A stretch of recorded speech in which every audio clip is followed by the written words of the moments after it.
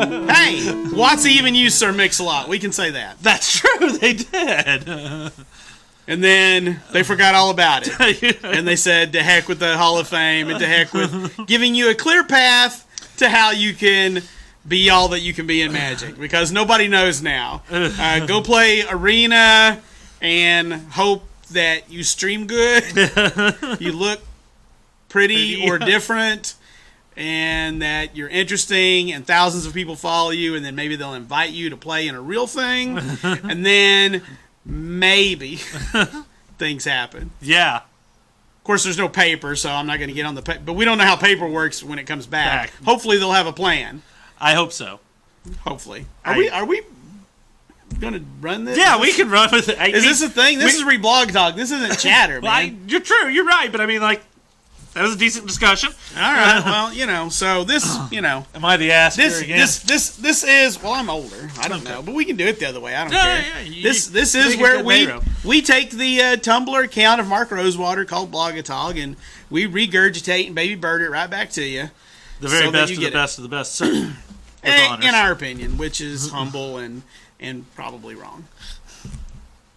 They all say that I'm extremely humble. Hi, Mark. I didn't print 2 of these, so you're going to have to share the script with me. Hi, Mark. I'm saving on paper. Has there ever been internal discussion about designing and releasing Mirrored and Pure? And if so, what's the likelihood of it ever being released? So first, do you know what Mirrored and Pure is? If you don't know what Mirrored and Pure is, you can probably just fast forward. Or I can try to explain. Back during our return to Mirrodin, Scars of Mirrodin. Yes. And then there was Mirrodin Besieged. And then there was a whole deal of vote for and who do you want to win the war, the Phyrexians or the Mirrans. And we're either going to get Mirrodin Pure, which is if the Mirrans win, or we're going to get New Phyrexia if the Phyrexians win. No, they didn't actually make 2 sets and let us decide. No. Didn't happen. It's just like Cold Snap wasn't really found in a vault. So, Mirrodin Pure would be if the Phyrexians had lost the war. And, no. So, anyway, it's low. It's very limited hook in the sense that it requires being pretty enfranchised, as we just explained. Yeah. To understand the reference, and then it doesn't begin a particularly strong thing. Things are back to the way they were. Also, we've learned that alternate reality sets confuse players as to what's real. No. Go take a look at Time Spiral Block and go, woo, woo, woo. Yeah. Planar Chaos? But Mark, back in Future Sight, you did this on a card. Why can't you do it now? Because you all lost your minds. What's the likelihood of seeing a new premiere set where all the Planeswalkers are new? Characters who didn't have a Planeswalker card before. Unlikely.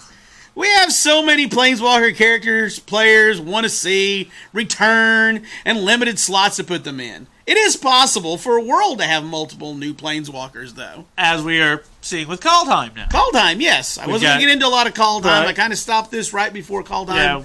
Next week we'll be busting out Kaldheim stuff. We haven't seen all the new cards, but we do know we have 2 returning Planeswalkers and 2 new ones. 2 brand new ones, yeah.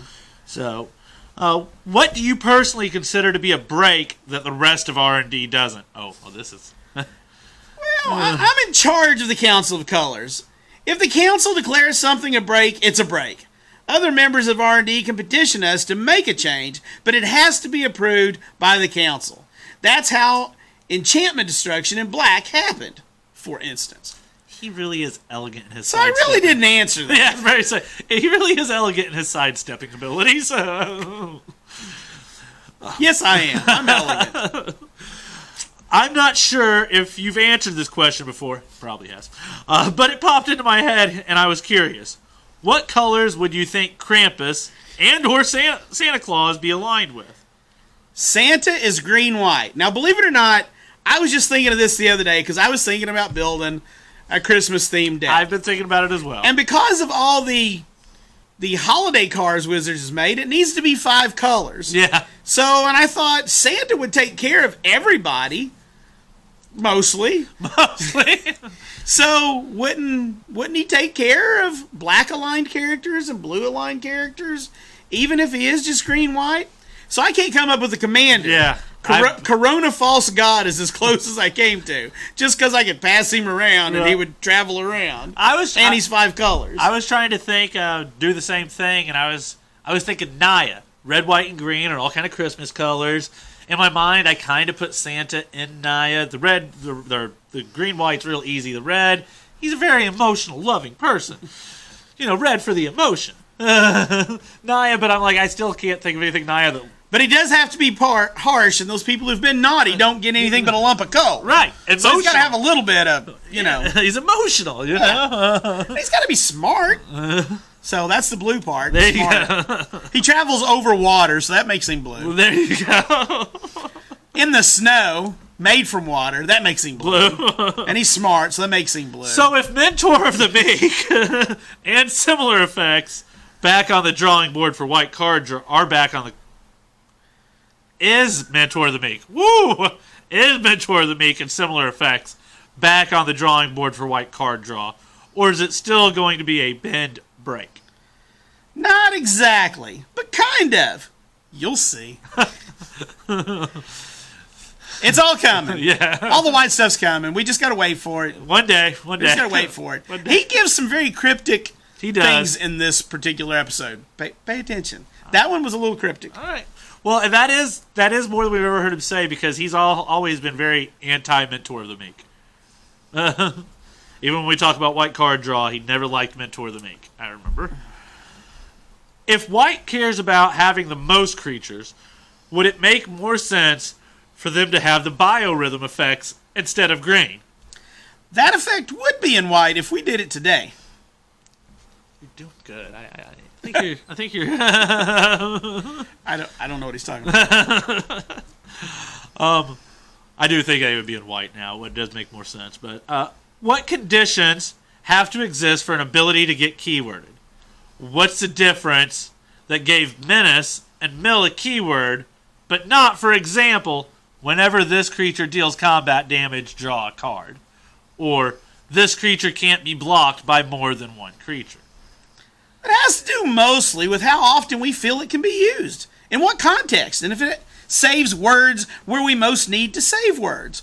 Also, there is a threshold of total vocabulary comprehension we want to have. So how much it's self-explanatory is important.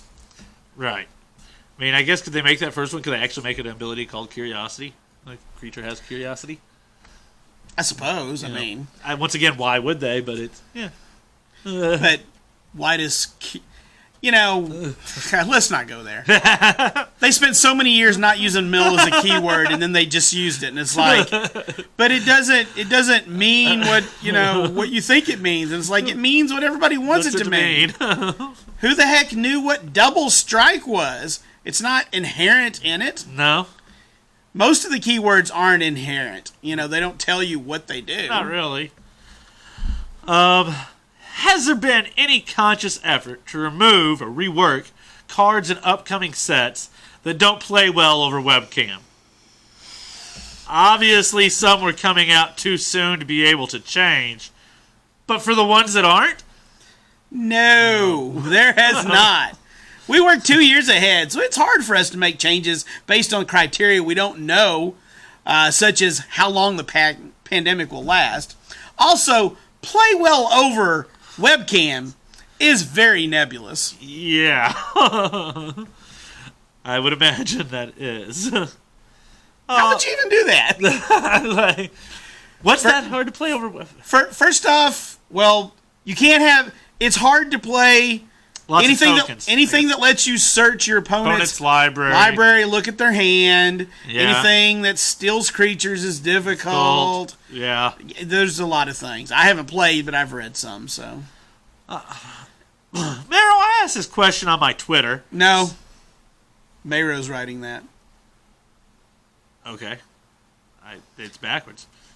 No. So I asked I asked this question on my Twitter, so I'll ask here as well. What product that we've announced for 2021 are you most excited for? And why?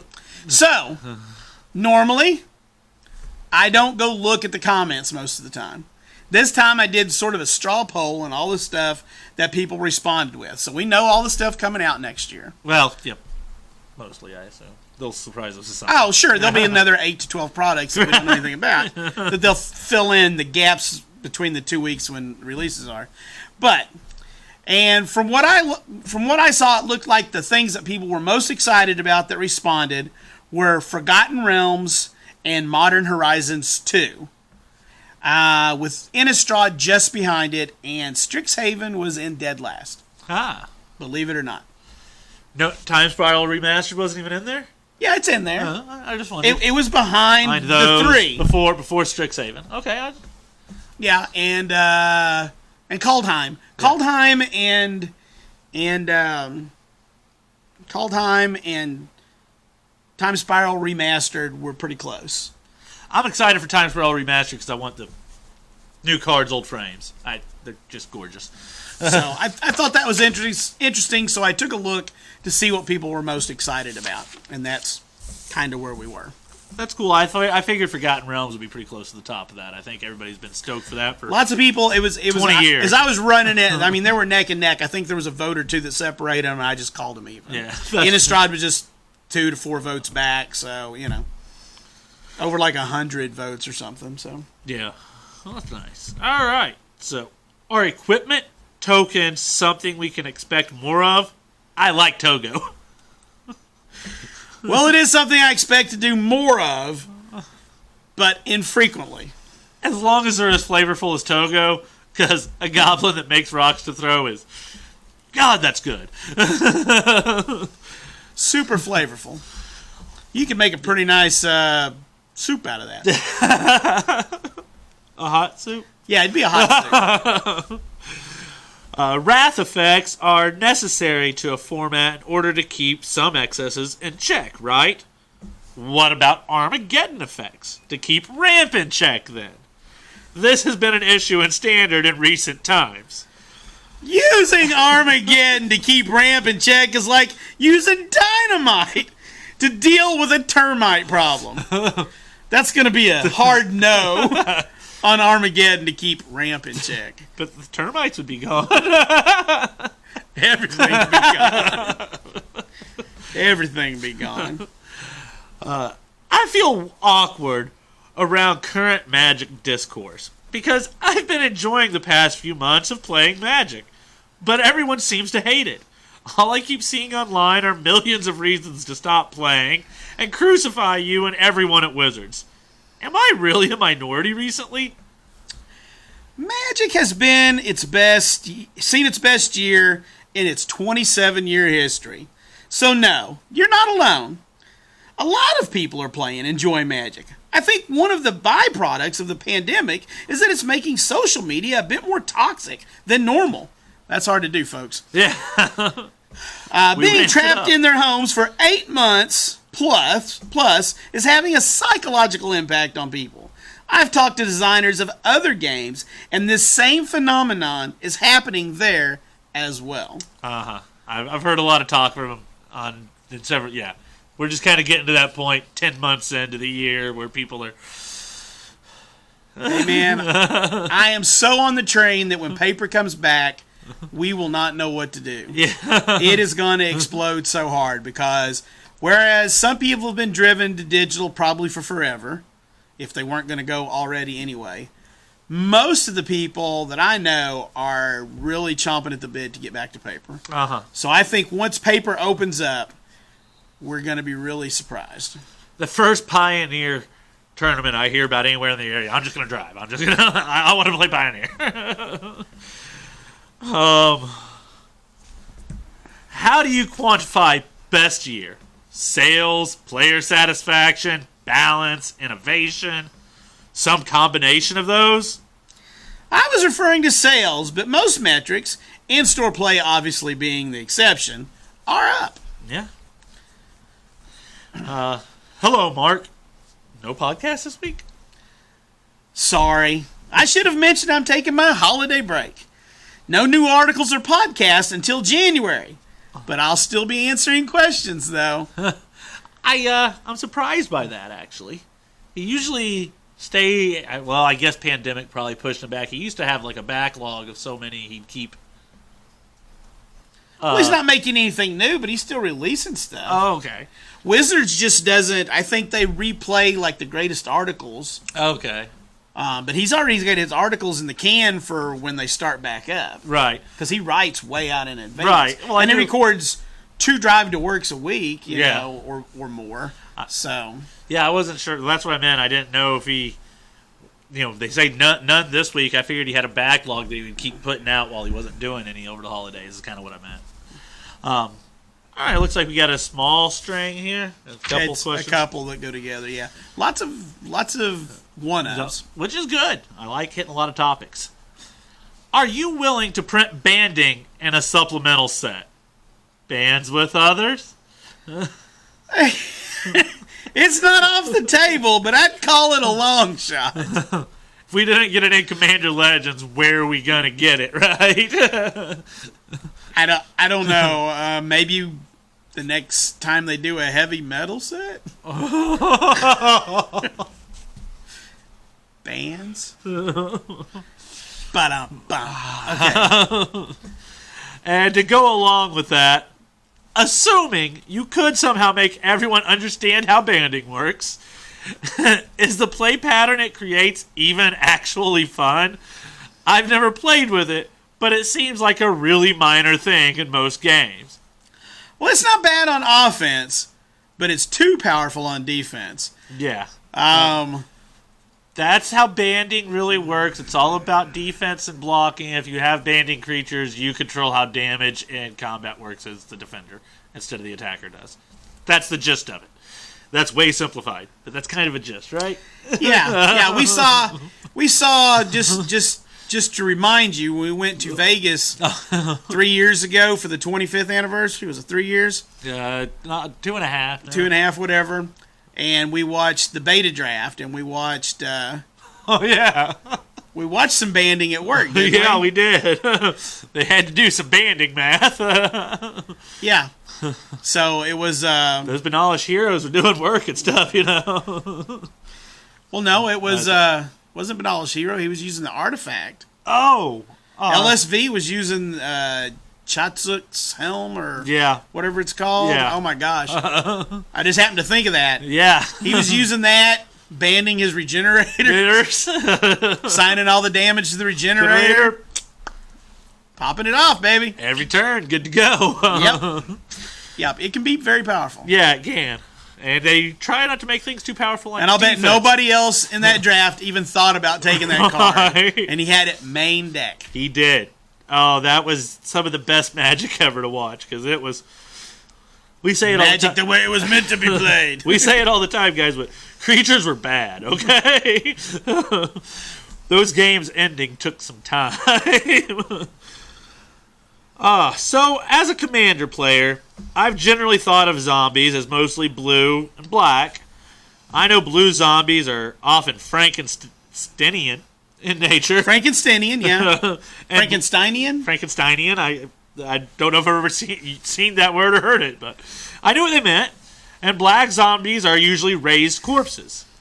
Is there a particular flavor or mechanical philosophy that factors in when we get zombies in any of the other colors? Well, the white zombies of Amonkhet were service mummies. Yeah. So that's the only time we've had any large number in any other colors. I was ready to say we had them in Amonkhet because the mummies were actually zombies. They were always depicted as mummies in the artwork, but I don't know how they would do. Let's see, green could just be like a naturally occurring mummy. I don't know. It regrew plant zombies. I don't know. Yeah, like reanimated plants. I guess. I don't know. And then a red zombie is actually harder than green, I think. Yeah, I think so too. Yeah. Hi, MaRo. Hi. Do you think Devoid and other colorless mana symbol and the colorless mana symbol would fit the Phyrexians that are returned to New Phyrexia in some way? No. The Phyrexians have a lot of mechanical connections, but colorlessness is not one of them. No, it's not. No, the only reason we think of so much colorlessness with them is because of Mirrodin. Yeah. Well, and they've always had, because Yawgmoth had artifacts connected to them in early stuff, so we saw Phyrexian artifact stuff. The use of the artifacts, but the Phyrexians themselves, no. No. We're going to jump on another little 2-question string here, it looks like. Does the D&D crossover set, as well as the Magic crossover source books, mean that the two multiverses have now merged, or are they still completely separate, and these books and set are non-canon?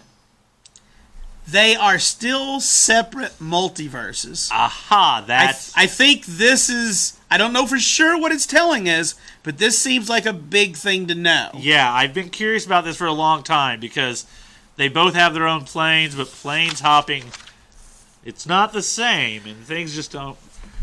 So, follow that up with... Are there planeswalkers in the Forgotten Realms set? Or is it too early to say? It's too early to say, and I don't understand that response. Yeah, well, just last week, I think, on Reblogatog, we had a question about would they ever do a premiere set without planeswalkers? And MaRo talked about how planeswalkers were such a big part of the game, and everybody. So I am a little thrown off. We assume that planeswalkers are in every set. They are who travel. If there's not planeswalkers in that set, is it an alternate reality, an alternate timeline? It's a different multiverse. They're separate multiverses. So we're not going to get any planeswalkers? Right. It seems interesting, It's too early to say. It's too early to say, but it's very interesting. It is very, very interesting. Those two things combined made me go, Yep. Yeah. That really is an odd answer, considering, like I said, last week he's like, they're too big a part of the game not to have in every set. Maybe that's why we're getting 4 instead of the normal 3. To build up an excess for a set that won't have any. Maybe get 4 again in Strixhaven. Oh, maybe. I would make... Maybe, so that we keep the same number. Number and standard, because they like to, other than the whole War of the Spark thing, they like to keep a kind of constant number in standard. Yep. Do you think that the black bordered rules would ever be changed to allow for last strike or triple strike?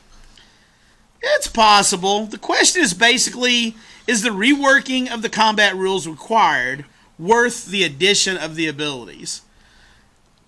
I mean, you can justify... He always says you can justify just about anything with flavor.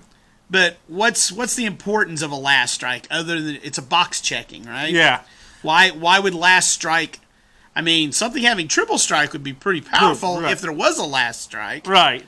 I'll admit the zombie that had last strike and unstable, that seemed flavorful for like a shambling zombie or something to have last strike. It's slow, it hits last. But actually I could see where those are actually two things, even though they put them together. Yeah. You could have triple strike where double strike added an additional combat step in front. Triple strike could add another one in front of that instead of putting one in the back. I mean, there is one in the back. Right. That's regular damage. Right. But giving something last strike, like everything has first strike against it. Yeah. Really, that's what you do. You just say all creatures blocking or blocked by this creature have first strike. That's last strike. That's last strike, yeah. We fixed it. You're welcome, MaRo. Taken care of. If you listen, a couple weeks ago we went over one of those. What is the reason Rograk does not have rules text that makes it red? It seems to me that it has no red mana symbols in its casting cost. It would need that to count as being red. Is this a kobold thing? Do you see that red dot to the left of legendary creature? That indicates that the card is a red card. It keeps us from having to write the text, card name is a red card. Didn't they use this with suspend cards as well? Didn't they have a dot or something? Did they say on them that they were a certain color? Did they say it in I don't think they had the dot with... suspend? Because they didn't have mana cost up at the top, right? So... I don't believe original printings had this. Okay. They first started using this with DFCs. I know I've seen it somewhere. I think, were the first place. So Garrick had one because he was green on the front, black on the back side. That's right. And he had a color indicator to show that he was black. I wasn't sure. Not just his frame. Right. But he was a black creature. Well, like I said, I wasn't sure because I don't remember. I haven't played with a lot of suspense stuff, but I don't remember it having text saying that it's a certain color. So I didn't know if it had another indicator other than the frame as well. I think maybe they had reminder text, but all the reprintings have been using the indicators. Okay. I think. Boy, y'all can check us if you want. Call us out. So, Mark, with Kaldheim right around the corner, can we get a yes or a heck yes that your eternal quest for more squirrels in Standard has been successful? After all, how can we forget Ratatoskr, the Norse squirrel god in the Norse-themed set? Looking forward to more squirrels in the future, and hopefully sooner rather than later. At this point, I can only say my desire to see more black-bordered squirrels has not wavered. And to the side. We'll see in preview season. This would be the biggest swing and miss in squirrel history. We're not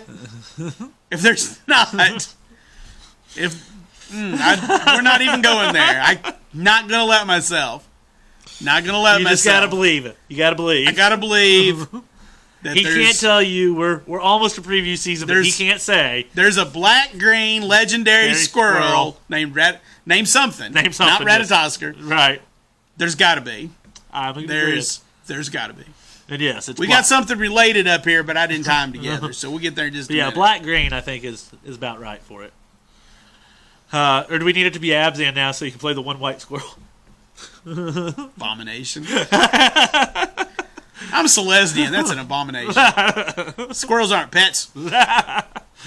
Could waste show up without Eldrazi? Sure. Other things can generate waste. Yeah, I'm kind of surprised we haven't seen waste again, actually. No, I'm not, because he said in the past that colorless mana is the kind of thing that comes along every 5 to 10 years. Okay. Once or twice a decade, that's it. That's all he sees. I guess it hasn't. I guess we're just now getting to about 5 years since we last had it, so. I would like to see more colorless spells that are not artifacts. I think they could open up a lot of synergies in space. They don't have to be related to Eldrazi. But they do have to have flavor that makes sense in the world. We've seen a few. We saw a few here recently. What was that Farfinder, the little fox thing? I liked it. They did some with Ikoria. I think they could do some little animals. I think something like Farfinder, some little animals. I'm just a few cards away from having a totally colorless deck without artifacts. Just a few. They need to be mana ramping spells. Is what they need to be. Colorless mana ramp. Colorless mana ramp. Farfinder was awesome. Yeah. Awesome. I need some more like that. Would the World Tree be a land? It's a tree, so would it be aligned with green or all 5 colors? We'll have to wait and see. Yeah, there's going to be a tree. Now, that right there, that's Yggdrasil or something like that? Yggdrasil, yeah. I'd have to look and then I'd still mispronounce it. So, let's back up a little bit here. He's almost confirming that we're going to have a World Tree. And if we've got a World Tree, how can there not be a Ratatoskr? How can there not be? That's where he lives. Yeah, he lives in the World Tree. He carries the messages up and down the trunk of the tree. I mean, he's basically telling us, yeah, you got it. You're there. You got it. We got it.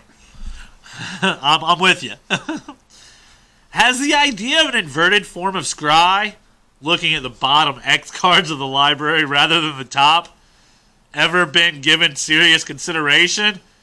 I imagine such deep scry, or epiphany, would need to replace the regular version in a given set.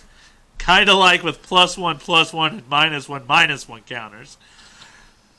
Well, there are a bunch of issues, but the biggest one is it would have to be spelled out and not use the scry keyword. It'd be very interesting to mix it with scry, wouldn't it? Yeah. So it'd be like, I'm going to scry, I'm going to put that on the bottom. 2 turns later, it's like, oops, I really want that back in there. Put it back on top. Unscry. Unscry. Can't use scry in it. I rethought my position. Yeah. It's interesting. It's an interesting, I hadn't really thought about it, and then this question is like, Oh, that'd be not bad after you had to mulligan some stuff away, or maybe, and then you're able to... Would it be possible for us to get more stories that are not connected to Premier sets? The multiverse seems to have so much rich lore to mine that we never get to see because every story has to tell the tale of the newest set. On top of that, it saddens me to think that we will never get any development around planes like Robocon or Segovia, simply because they are hard to build a set for. in a world where all resources were unlimited, I'm sure we would. There are plenty of cool stories to tell. We tend to focus on the Premier sets because those are the products that get the most resources. That's not to say stories outside of Premier sets can't happen, but it's much, much more of a challenge. Yes. I'm going to throw this one out there because I believe I know Segovia. I believe Segovia is where everything's tiny. Well, only when you compare it to other places. Right. But I don't know what Robocon is. Do you know Robocon off the top of your head? I didn't know. I'm not sure what Robocon is. Okay, I didn't know if maybe you knew that one. Like I said, Segovia, I was like, that's the one with the little 1/1 angel, right? Sounds like it's a gathering probably held in Las Vegas where they build mechanical helpers. All right. Robocon. You're probably right. That's what I would... I don't know. All right. Well, guys, we thank you again for joining us. We've reached the end of another episode. Stay tuned. We'll be back in some number of weeks with another episode. Next week is Christmas Eve. We will not have one there. Not sure if we're doing one for New Year's Eve. Working on that. Work schedules are a little... It could be 3 weeks before we're back. We'll let you know. Or we might jazz one in between. Who knows?